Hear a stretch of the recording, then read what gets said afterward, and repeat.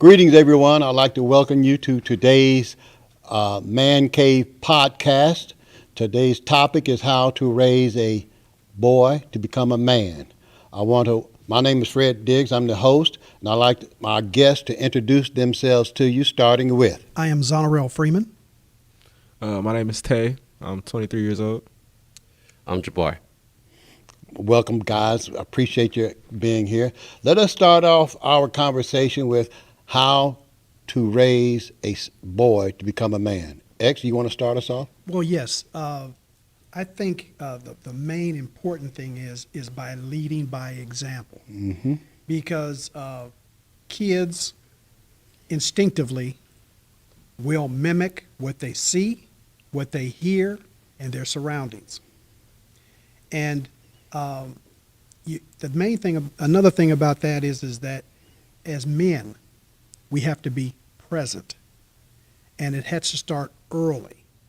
And in Proverbs 4, verses 1 through 10, explain that far as discipline, intelligence, respect, which helps young men be men.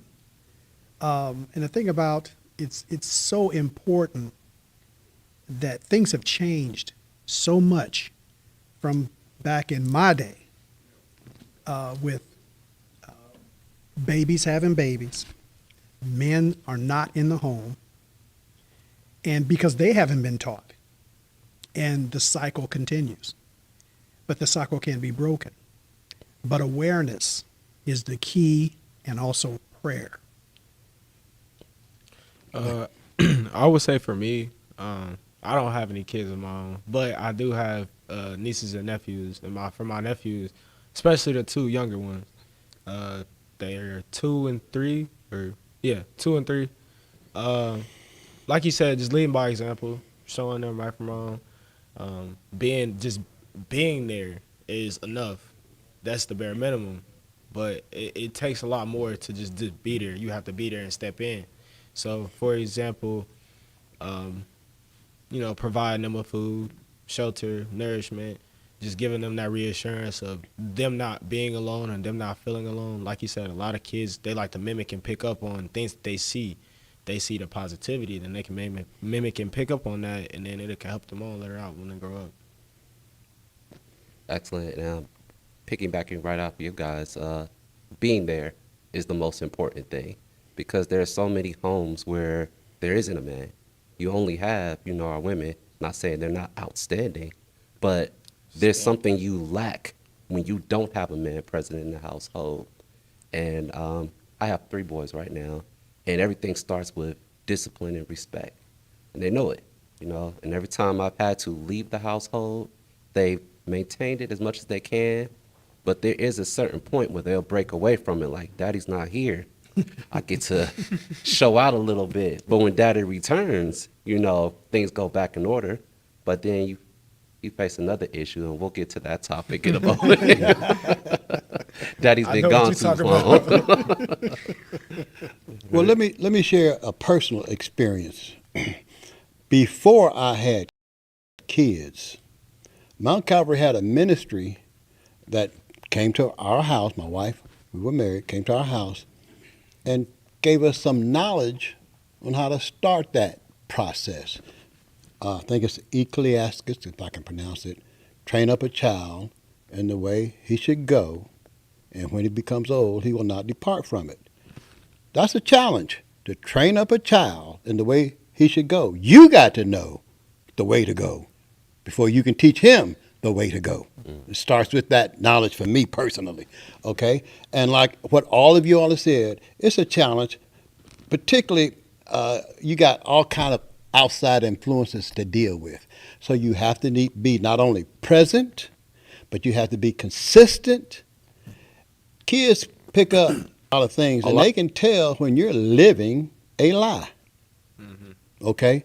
So you don't want to live a lie in front of your kids. You have to be consistent with what you're teaching them, how you're living, and pray that they will not depart from what they've been taught or what they've experienced growing up as boys to become a man. Anybody want to comment on that? I would say for how you said that it has to be basically instilled in them when they're young, and then it's up to them to carry it on. My dad had played a major role in that. So for me to have the mannerisms that I have now, he instilled that in from the beginning. But it was up to my family to keep that going when I wasn't with him. Mm-hmm. So the yes sir, no sir, the yes ma'am, no ma'am, the having the general manners, the manners that you should have as a young man, he was able to correct that for me. So and there would be times where I would get home or he'd ask me a simple question, I'd be like, yeah. And he'll, excuse me? Oh, yes, sir. Just doing that little corrective action and having it be repertory is something that it shouldn't go away from you.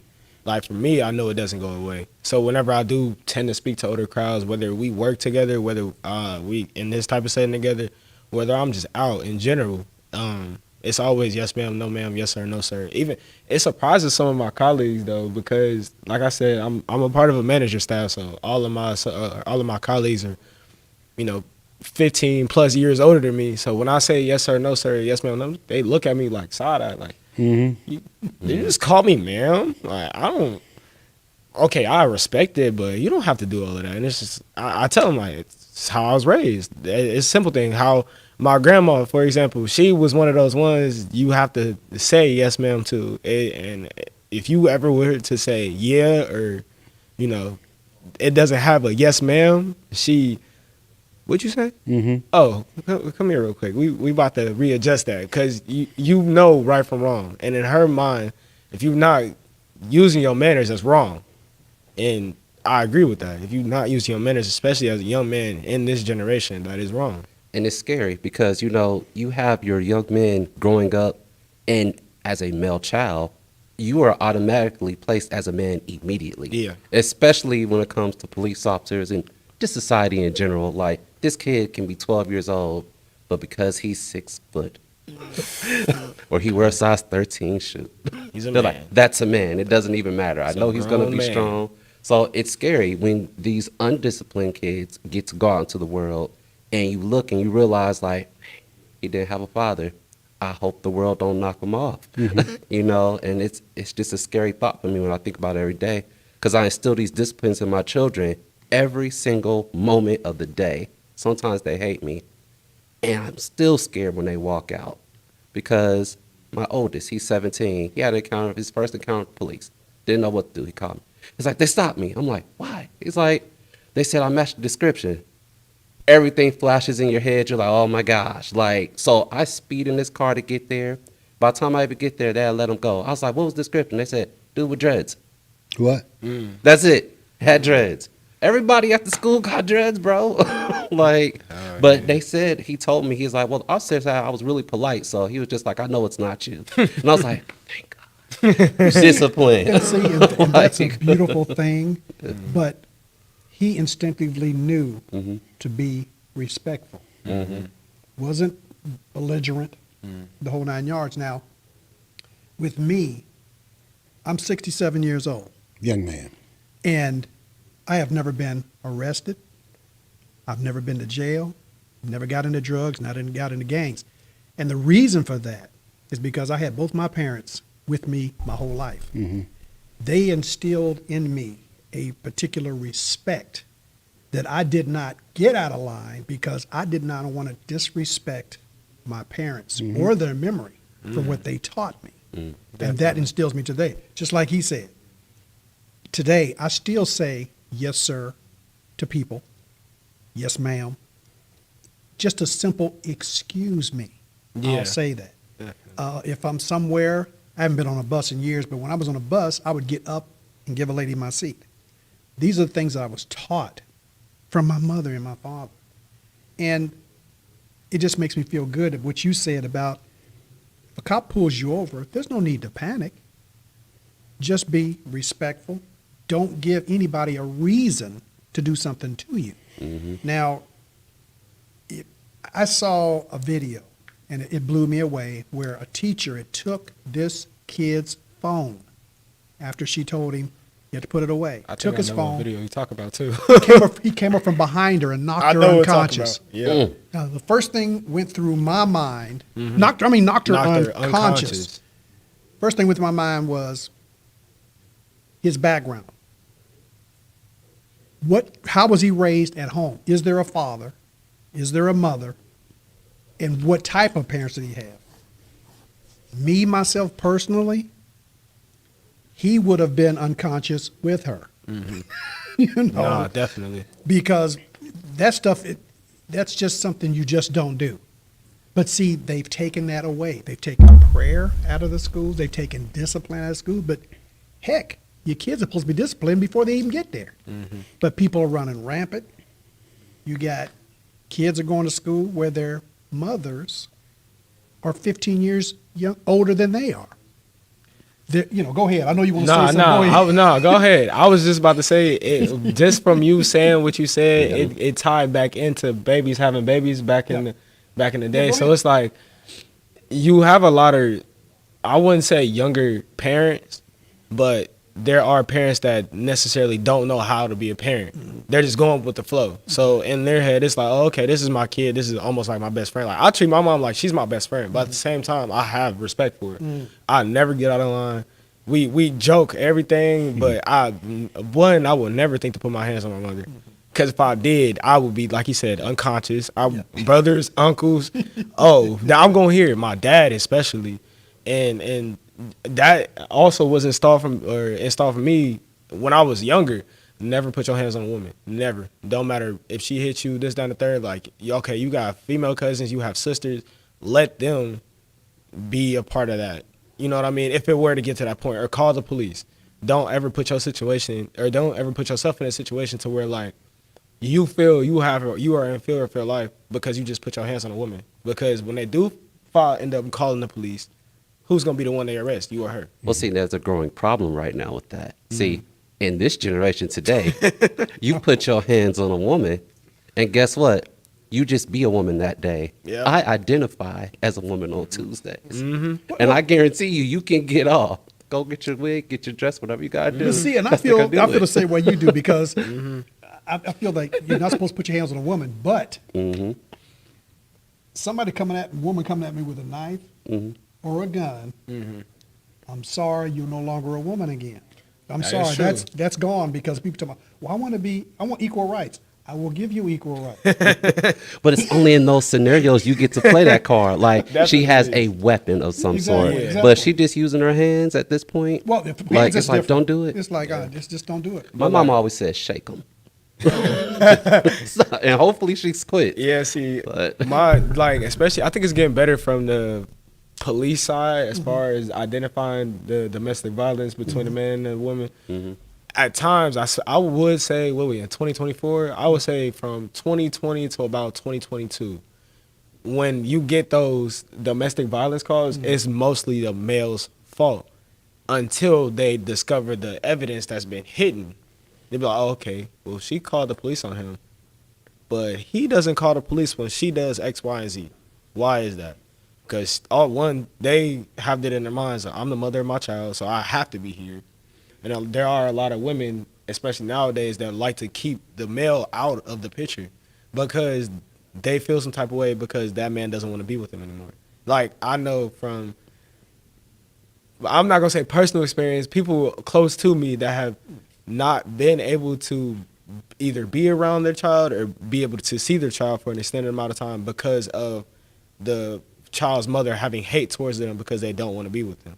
So if we can find some ways to reconstruct that idea or reconstruct the ways of people knowing how to put their feelings aside from each other and instead and put the feelings for each other aside and focus on the well-being of the child or the children, then as a community we can effectively flow, especially as a black community. That's where, not statistically speaking, but if you're being realistic, that's where we tend to see these ideas from, is the black community. That's something that I feel like we should be able to fix. I think we can partially blame the government for that because they've made it to the point that having the male outside of your home gives you more assistance from the government itself.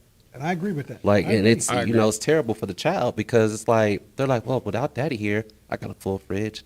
I got, you know, my Xbox and all this other can do what extra I things. want. Mama got extra money because somehow the bills get paid and she still be at home all day long. But there's It's no an direction. incentive But to there's kick no him out. direction. Yeah. You know, those were things that people are giving you. When somebody's constantly giving you something, what do you learn? What do you work for? Exactly. What do you work for? like, I'm going to get it anyway. There are a lot of, I ain't gonna say a lot of women, but from views, there are women that have multiple kids, but they know, oh, I don't need the baby daddy here. As long as I claim on my taxes, I know I'm gonna get some money. Yep. But to piggyback off of actually what both of y'all said, it's more of what I see the idealism in my generation. I'm blaming my generation because we're the next step. So we have to set that tone to be like, okay, these are our future leaders. These are the future CEOs. These are the future entrepreneurs. These are the future, scientists, whatever the case may be. So we have a lot of more of a control over that rather than the 80s or the 90s generation. Like, granted, y'all still have the influence and everything like that, but it's more up to the 2010s or 2010s to be able to refigure that direction. You know what I mean? But a lot of the cases, you have those that don't come from a two-parent household, that don't have the same amenities that, one that I was blessed to have. Like, for example, so to basically go back to the kid hitting the teacher. What if he doesn't have a father at home? What if his mom just lets him do what he wants? Because he's the man and he can raise his voice. They get into it. He raises his voice. He might put his hands on her, whatever the case may be. He go to jail, and in his mind, it's like, I don't care about getting arrested no more. I already did it. It already done happened. What's the worst that can happen? Like, It's sad. it is sad, but I think about that. Like, I can go to jail. Like, I can lose my house. I can lose my car. I can be behind on bankrupt. I could be, bankrupt at some point. People can't, if I reach out for help, if I'm looking at it, it's like, well, you put yourself in that position. Now you want help. You didn't want help before. You were thinking about lashing out to something. Like, like for me, I tell my friends, I might not talk to you all the time, but if there's everything going on, if there's ever anything going on mentally, physically, emotionally, call me. If I'm within driving range, come on, we about to go do something. We about to get your mind off of that. You about to talk through it. We gonna do something, because I've had lost friends. Me being 23, I have had friends that have passed. I've seen people that I went into college with be on the streets doing drugs or selling them. Like, I've seen the different plethoras of what you can do based off of what your choice is. My goal, and I've shared it before, is to give my mama and my future wife some land so they can build their house and whatever the case may be. But it's always, what do I have to do for me to get to that goal? Do I have to be the top salesman in my sales group? Do I have to be the top performer in as far as being the associate with Amazon? Do I have to invest in stock? Do I have to invest in real estate? Do I have to know about properties? Do I have to know about this, that, and the third? Which is one of the reasons I took up a business as a major. Is me knowing the actual why behind what's going on. That's going to help me get a better picture with everything. You ever stop and ask yourself why, in the end, where you become this man, that you just want to give it this to your mom and your wife and not your dad? Because you notice, I'm just saying, everybody always say what they're going to give their mama, but nobody ever want to talk about to give their dad. And I tell my kids all the time, yo, daddy wants a 1989 Batmobile when you get bread. Batman. This is what I want. Now, and they always thinking about, mama wants this, mama. She get everything now from her man. You're not her man. Right. And that's the problem right now with this generation, because so many women are raising their sons as their kings. Like, this is my king. He will do blah, blah, blah, this, that, and the third. And they take that mindset and say, don't worry, I'm already the king of my household. And when you step out to the world and you get into trouble, my mom's going to get me out. Yeah. So it's a bad rotation here that's happening, especially with these kids just being in a woman's household. Now, I'm not saying all women do that. Yeah. I just want to put that up front up there. But a good majority, based on just, pure view today, you can tell that's what happened. Now, see, I talk about what I want my wife or what I want to do for my wife and my mom because being raised by a single mother and having to see her struggle and endure the situations. But I also do have a connection with my father as well. It's more of I don't necessarily know what he would want. I know what my mom would want because I see her every day. I speak to her every day. We have our conversations. I know ideally what her main goal is. Now, as far as my dad, we don't talk as much, but we still communicate. So, like, if it were to, he called me, he needs something, or like, okay, cool, I'm rushing, I'm there. Like, you can count on me. But there have been moments where my dad didn't know how to be a parent. So, with that, it's more of a, I knowing my mom had my back in the end. So, for example, like how I said the whole Cash App thing with me being in college. Mm-hmm. If I call ask my mom for some money, she'll give it to me instantly. If I call ask my dad, it's I gotta do this, that, and the third. He's throwing me around loops. So it's like, okay. They saying it's about who's been there the majority of the time. They're the constant in your life. It's the and constant. I get that. It's the constant for me. But my issue with the constants is like there have been moments in my life, 3 actually, where I've had to completely leave my entire family, for different deployments. My longest one was 13 months.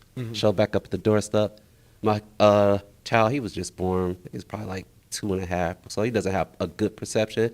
But he walks in, he says, "Robber, there's a robber here." Going through the door as I'm walking through. Sorry, microphone. But, and my other children, they're just like, "Hey, Dad's home." I remember you. I'm like, dude, it wasn't that long. But actually, it was that long because from a child standpoint, like a day can feel like a year, does. And being in that absence, as I returned to the household, things changed. Mommy has now become mommy and daddy. If daddy told you to do anything in the first few days of being home, they look to mommy. "You listen to this man?" Like, yes, you do have to listen to this man. She's like, "I guess." I'm like, what? Ain't no guess. There's a standard here. Like, I understand you don't know why I left, but just know I left for you to have what you still have. And it's not just for you. It's for everybody in this country to have what they have. It's your right to have it because I went there for you. Don't worry about it. Now, see, So- to piggyback off of that, not a lot of, I can tell from picking your brain, from talking to you, you literally want to be interactive with your with your children. You want to be there. You want to be in their lives and everything like that. But in most cases, I'm not gonna say in most cases. In some cases, there are fathers that don't know how to be involved other than to simply just be there. Like how we said being there is the bare minimum, that's cool and everything, but as far as my dad teaching me corrective action, okay, that's one thing. But also from the whole standpoint of somebody who's consistently being there when I do need you or when I feel like I need you, I'm calling on you and it feels like you're not there. But as far as it's different for you because you were deployed, you were gone, so it's different cases. But at the same time, there are fathers that don't have to leave. Look, they really don't have to. Or they can just be more involved. Like, if you ask my mom how she feels about my dad, she might just give you a stare. Just look at you like, did you just ask me that speaks question? volumes in itself. It does. So it's like, okay, let me steer away from that question.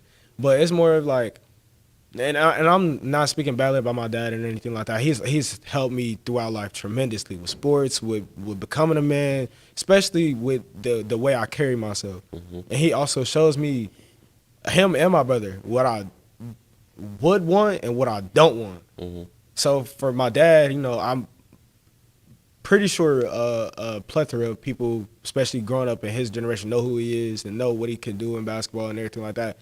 He found himself in a sticky situation when he was out of high school, ended up spending some time in jail, got back out, and he just lived his life. Now, along with my brother, years of his life were taken.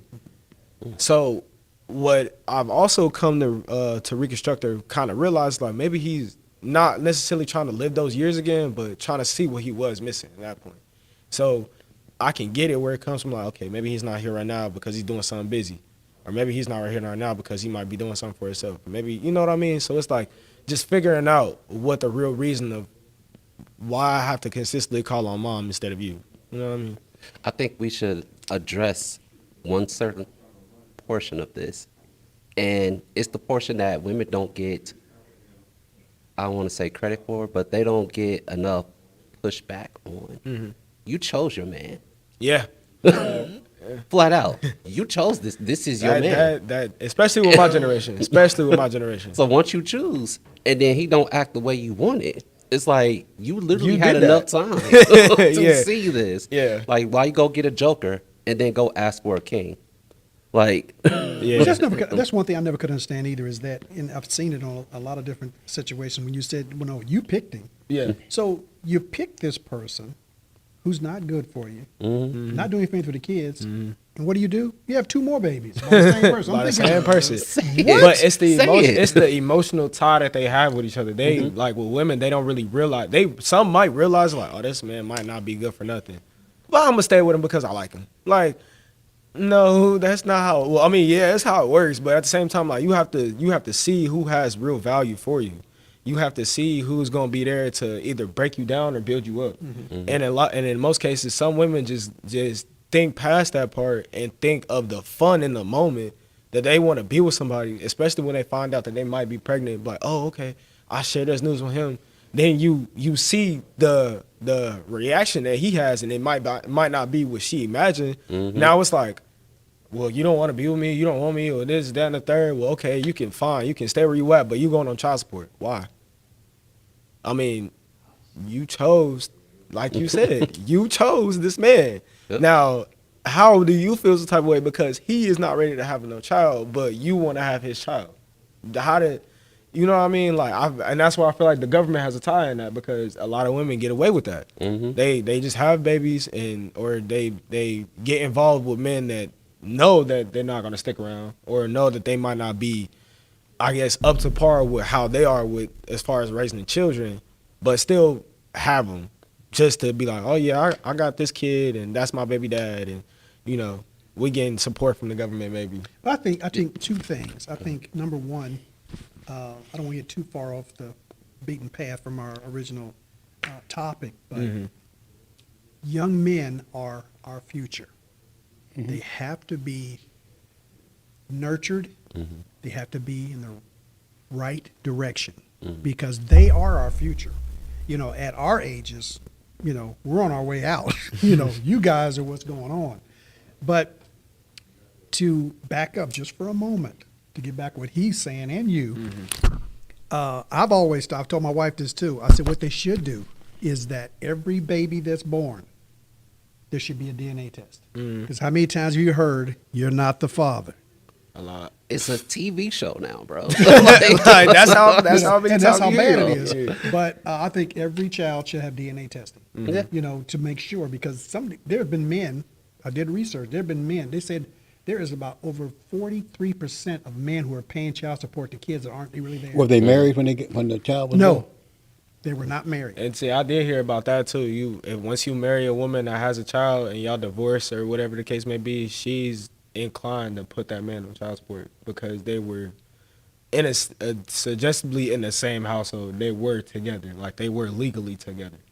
Yeah, And but this- still not, that doesn't make it right. Though. Yeah, I know. mean, It's seriously. definitely not right, but this is also why they need to advertise birth control for men just as much as you advertise it for women. That is true. Because men, biblically, are going to procreate. It says it. It's in the word. You know, so therefore, she can only hold one child at a time. But every time you hold that child, it's what, 9 months?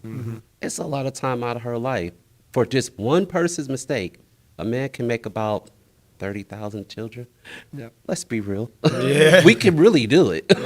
You know, so therefore they need to push that, you know, birth control, even if he's still a young man. Hey, just put you on birth control anyways. You know, and that will stop a lot of this nonsense and, you know, get more families together. It's like, I really wanted to have this child for you because now you're not dealing with an immature man. He literally has stopped the birth control because he wants a child with you.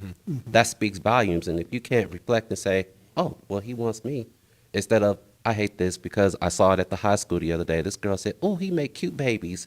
I bet you, that's what I want. And I told my son, I said, you stay the heck away from her. kept that PG. But you know, but that's what it is. Fred, we don't want to hog it all. We want your opinion. Well, too. y'all are blowing me Yeah, away. Touchy topic. Well, blowing me away. Go ahead, Fred. I want to. Well, hear first you. of all, here's where I come from. Now, my wife and I been married 45 years. Okay. Well, And- congratulations. thank you. man. In November, and we're like that. She's my dearest friend. My daughter, she's a daddy's girl, and my son. We're all like that. But I attribute it to how to raise a child Exactly. and the way he should go. Yep. And when they get old, they will not depart from it. Now, when my daughter was almost 30 years old and not married, people said, "How many kids you got?" You know, the first thing she said, with an attitude, "I'm not married." That's number one. My son is 40. He doesn't have any kids. But if he had one, he'll be just like me as a father. When my kids were born, I knew death was going to be the one that separate us. Pure and simple. Now, I don't know why. But that's just the way it was with me, and it's the way it is now. Okay? So, training up a son. I taught my son, now, if you get stopped by police, you have to survive the incident to bring it home to me so that we can take it up together. If you act ignorant, you might not survive the incident. Exactly. And then it's going to be their word, Against nobody. nobody. So I taught him. We were tight from day one. I remember he was about 8 years old, and I was going to the first home game in Cleveland every year, about 20 years. So he's about 8 years old. He said, "Daddy, when can I go?" As soon as he said that, he went that first year. We went to Cleveland to the first home game. And you know what he said after we were driving back? "Now, don't come to Cleveland to another game without me." I have never gone to Cleveland to a game without him, even if I have to go to Indianapolis, anywhere. And he's 40 years old. So that's the kind of relationship we have. But I think it started with train up a child in the way he should go. When they were at home, he saw how my wife and I interacted. He observed how to treat a woman. Key. Very My much so. daughter observed how she should be treated.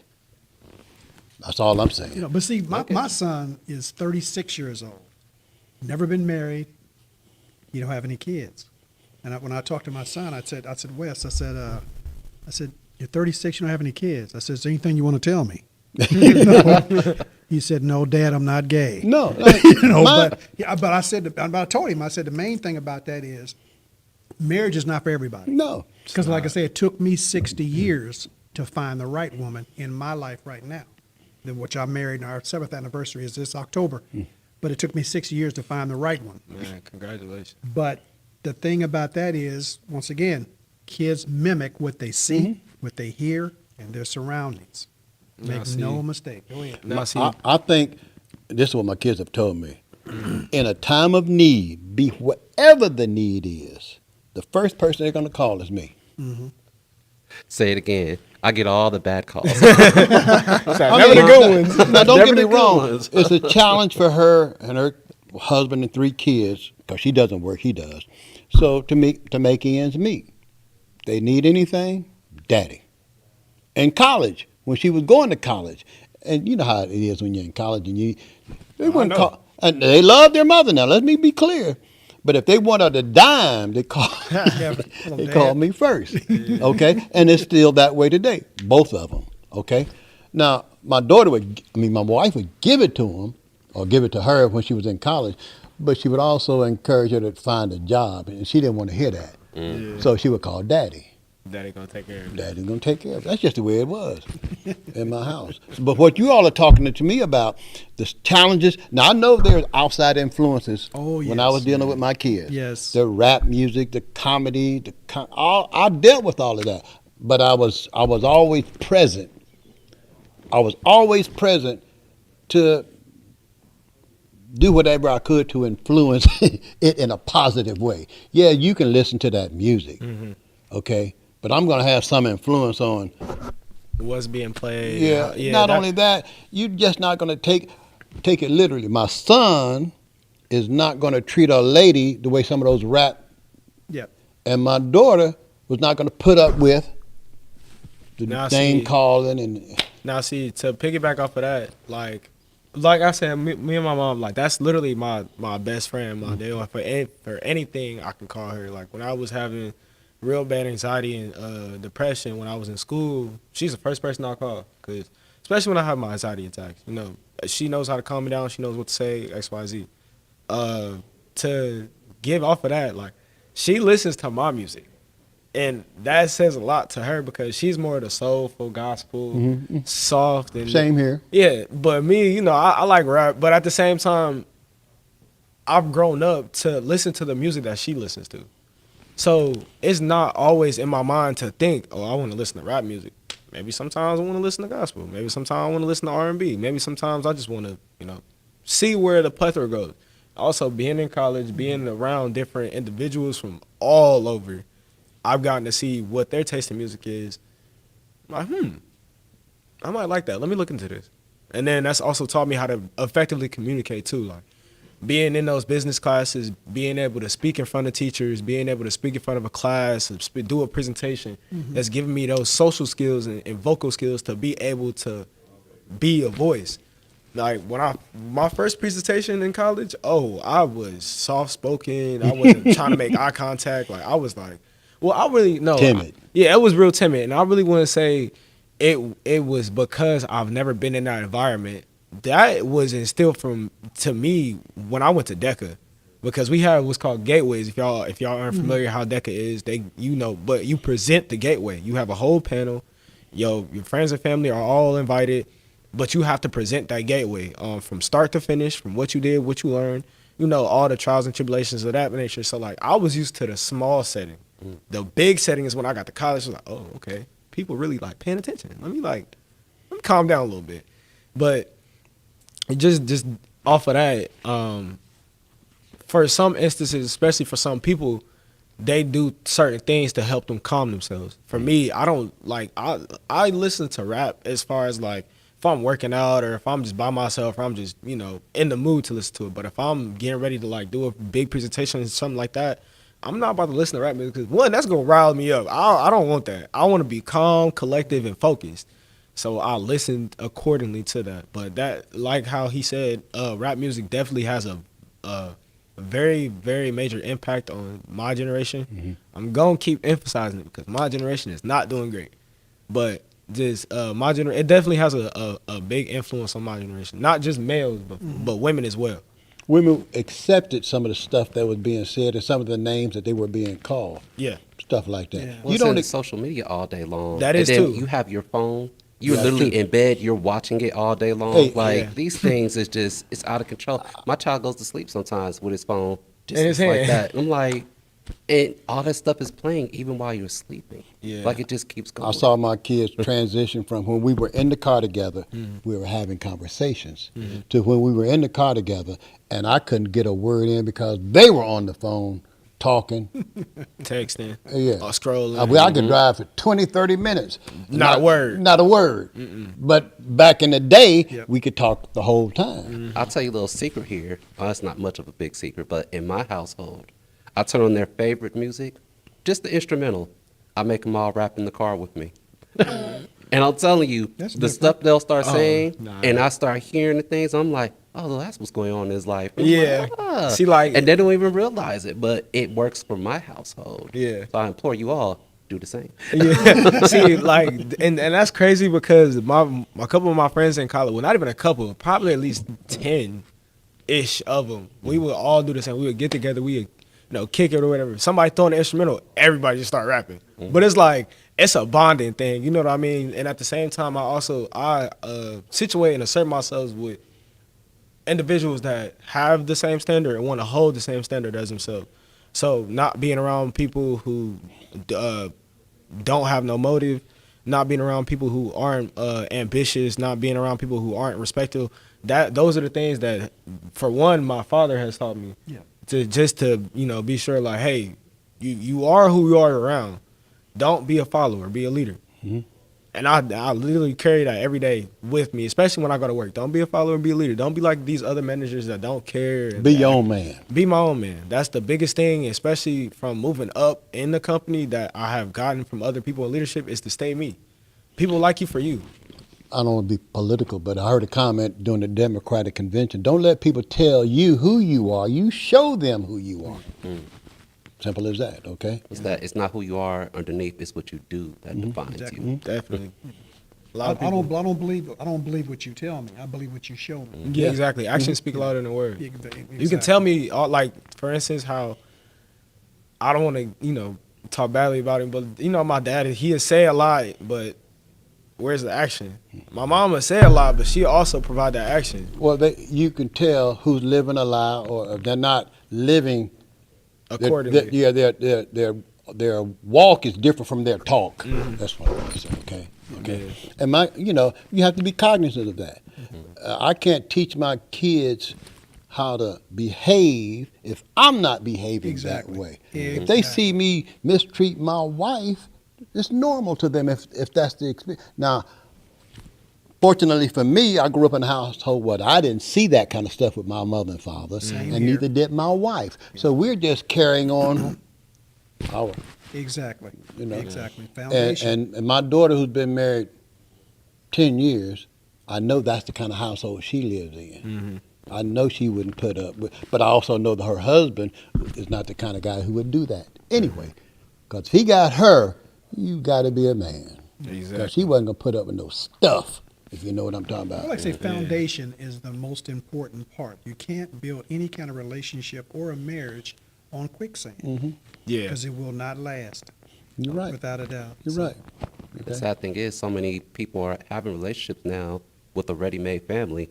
So you have to already come in prepared to be daddy or mommy. Yeah. Yeah. And you don't know nothing, With man. that said, that's another podcast we'll have to get to later, but Yep. that's a deep thing in itself. Coming into a ready-made, and some people aren't equipped to that, and Do they know what they're getting into? well, no, they I don't don't. think- I And don't I think think so. the part I have a problem with is that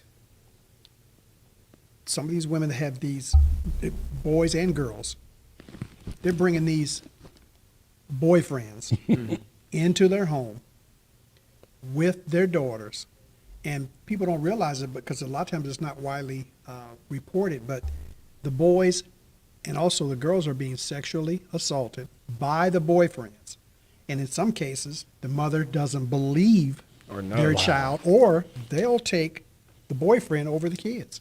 Mm-hmm. I've seen that. Yeah, me too. 1,000 times over. You know, too. but you have to be careful who you have around your children because your children look to you for guidance.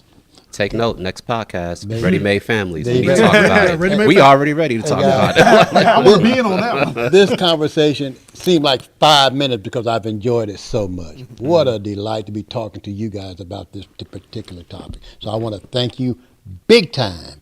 Can't wait to do it again with you guys, okay? Because I learned a lot. And I thought I knew everything, but I've learned a lot, okay? What a pleasure to be doing this with you guys. So I want to thank you. I want to, now we're going to bring our podcast to an end. And stay tuned for the next one, okay? All righty. All right. It was a pleasure Appreciate being you. here. My Appreciate it. pleasure.